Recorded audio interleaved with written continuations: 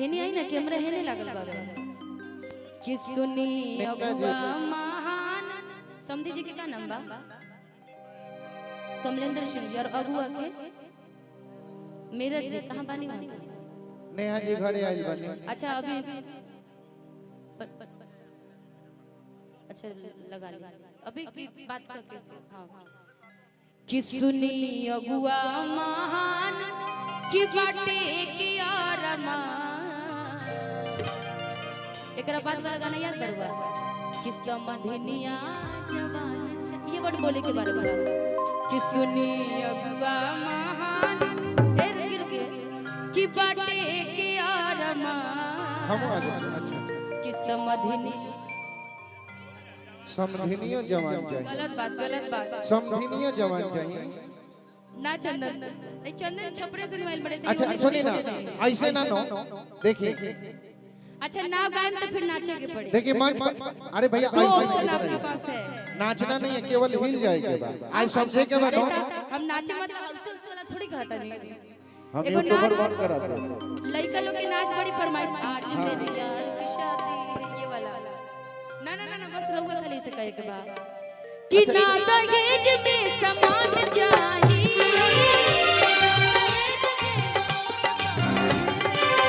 कि ना ही पापा के मकान चाहिए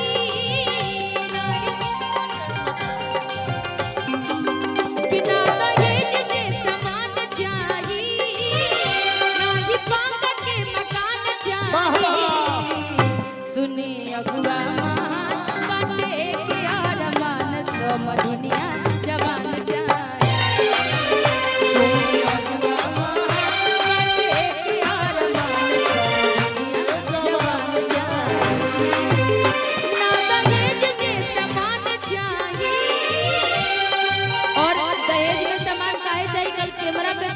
रंजीत भैया कल कैमरा पर चढ़ी के हाथ ना पैसा देवत नहीं तो दहेज वैसे भी रहुआ ना चाहिए समझिए चाहिए कैमरा वाले लोग भी भाई देख के समझ जाइए कि ना दहेज में सामान चाहिए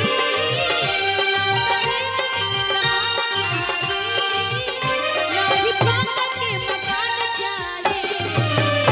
सुनी अगुआ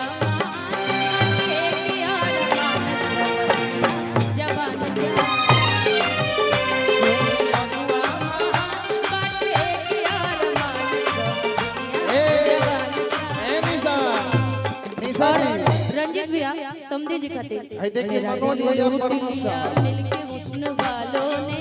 मेरा दिल लूट लिया मिलके हुस्न वालों ने गोरे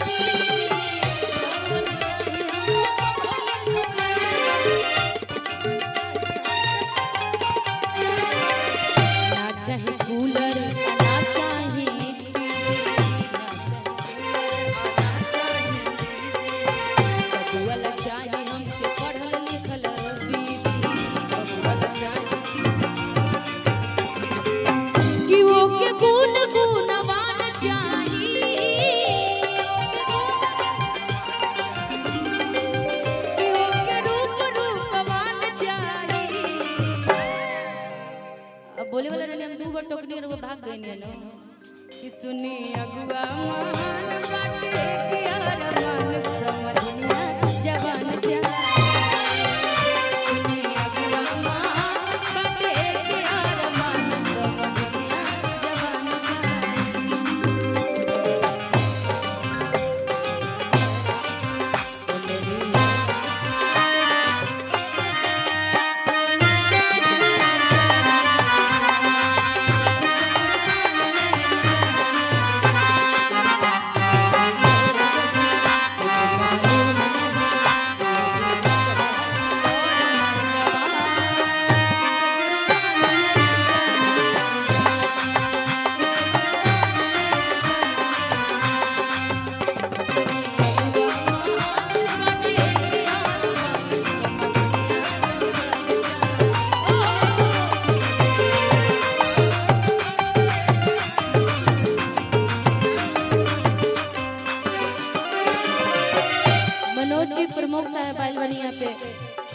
हम चाहम कि रहो घर में शादी विवाह लागे तो रहो समझनिया तो चाहिए ना। आई मनोज विनय भैया पाठक भैया से हम बोल दे हम कि रहो समझिन अच्छा होकर।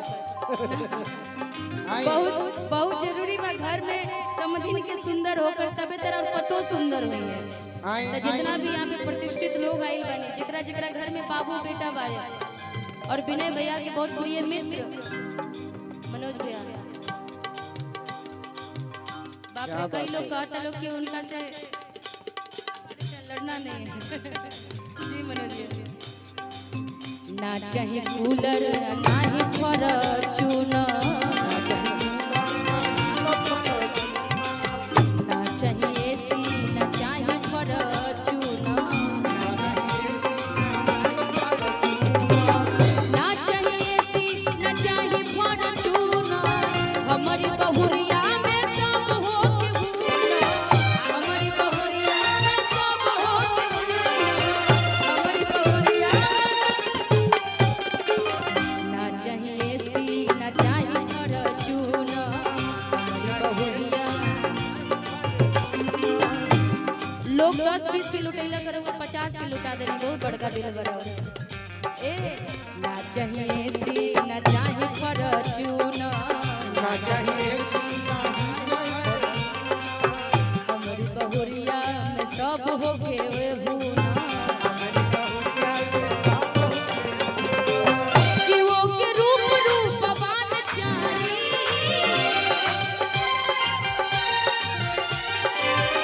ना ही लाखों के समान चाहिए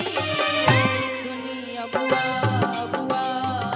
अगुआ सुनी अगुआ सुनी अगुआ महान बाटे के अरमान समझिया जवान जा सुनी अगुआ महान बाटे के अरमान समझिया और जब मुझे आईसीसीआर की तरफ से अमेरिका भेजा गया था अपने बिहार की तरफ से तो हमने इसी गाने को लेकर के मुझे ट्रेडिशनल पारंपरिक गाने जो अपने बिहार के हैं जो शादी की विवाह के गाने ये सब इसी को लेकर के जब मुझे अमेरिका बुलाया गया था तो मैंने एक गाना इसी में वर्ड पे गाया था वो बड़ी वायरल हुआ था इस गाना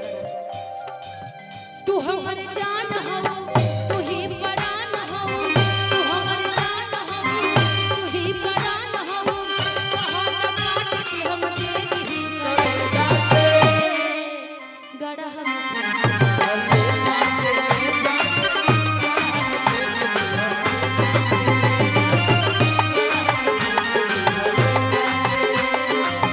तू हमर जान हो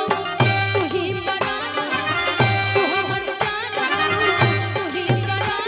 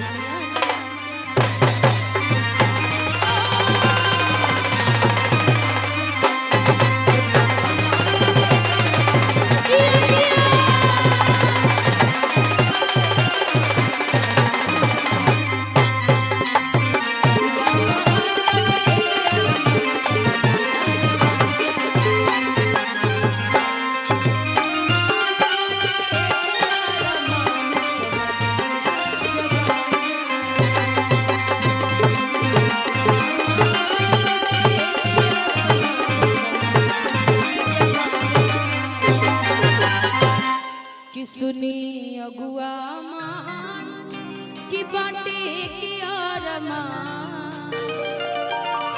कि समधनिया जवान चाह